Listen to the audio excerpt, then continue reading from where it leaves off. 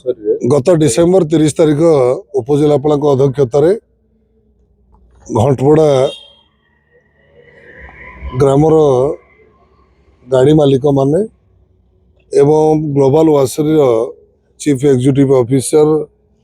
पात्र बाबू उपस्थित एक बैठक होता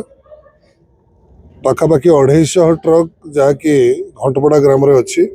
किभली भाव में वासर रे काम करेंगे से आलोचना करा सहित प्रदूषण को केमती रोक आलोचना करा एवं ग्राम पंचायत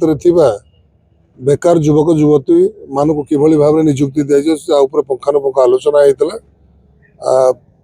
एवं तार फलस्वरूप आज 20 तारीख ग्लोबल वासरी कर्तृपक्ष घंटपड़ा ट्रक गुड़ी को लोड देवाई आज व्यवस्था करेणु उपखंड प्रशासन उपजिलापाल को धन्यवाद ज्ञापन करने सहित जो समस्या थिला आम आशा करुँ आगामी भविष्य में ये असुविधा दूर हम एवं बेकार युवक युवती माने जो गाँव ट्रक कर उपकृत हो पारे पाखापाखि 10 गोटी ट्रक आज लोड कर 10,000 मेट्रिक टन आनी ऑर्डर एवं परवर्ती समय वर्धित हो पारे।